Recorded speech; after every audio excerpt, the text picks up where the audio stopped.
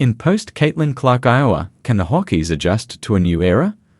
Iowa City, Iowa. In a recent Iowa women's basketball team meeting, after the Hawkeyes had dropped 5 straight Big Ten games, first-year head coach Jan Jensen told the story of Florence Chadwick, an American swimmer. In 1952, Chadwick attempted to become the first woman to swim the 26 miles from the Catalina Islands to the California coastline. 15 hours into the swim, a heavy fog settled on the open waters, and the 34-year-old began to doubt herself. An hour later, convinced she couldn't make it, since she couldn't see the coastline, she pulled herself into a boat. She was less than a mile from the shore. "The shore is closer than you think," Jensen told to her players. "You're closer than you are far. Don't get out of the water." It's a message that Jensen has reiterated to her team and herself throughout this season. In April, the Hawkeyes made their second consecutive national championship game appearance on the backs of Caitlin Clark and a veteran core that mostly departed after the title game. In May, Lisa Bluder retired after 24 years as Iowa's head coach, and a week later, Jensen, Iowa's associate head coach the previous 2 decades, was named her successor. In September, with half a roster of players who had never before worn an Iowa uniform, the Hawkeyes announced they had sold out their season tickets.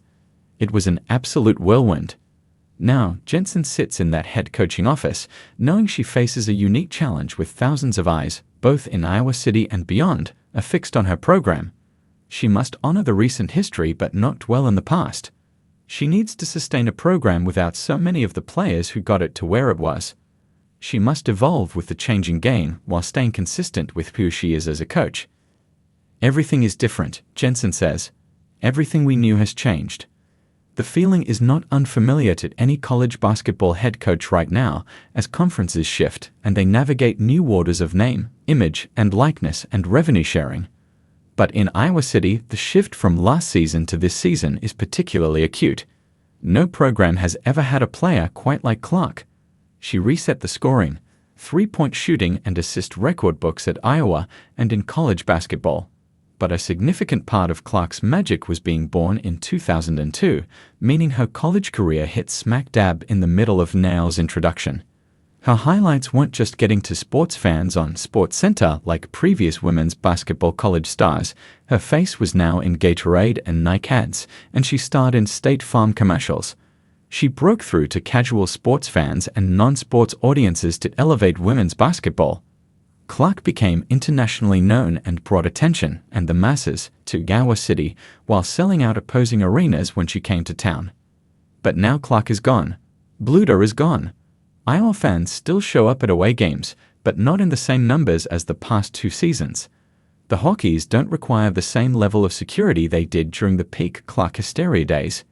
Kids still stand and scream for autographs as players leave the court, but it's not 6 deep, pushing into the railings. So, how does Jensen navigate this moment? Iowa's vaunted history is so recent, and the current team, sitting at 14-7 and 13th in the Big Ten, hasn't achieved the success that's become expected in Iowa City. As it stands, Iowa is on the outside looking in for the NCAA tournament, but that's what happens during a rebuilding season. No players transferred from Iowa after last season, a retention rate not many programs can boast. Of the Hawkeyes' 7 losses this season, only 1 has been by double digits, losing by 10 to Tennessee. In the other 6 defeats, the average margin of loss has been 4 points. "I felt the pressure big time," Jensen said. "I don't do the grace thing really well. I do for everybody else, but not for myself. I don't like to disappoint. And I just love our fans and these kids so much that I just feel badly when we do come up short. I've taken those things hard because it's been a possession here or there. That's been tough just because I do feel the responsibility." Former assistants who become head coaches often talk about the challenges of moving 1 seed over, how losses hit differently. Even among the longest tenured assistants turned head coaches, there's so much they don't see until that designation falls on their shoulders.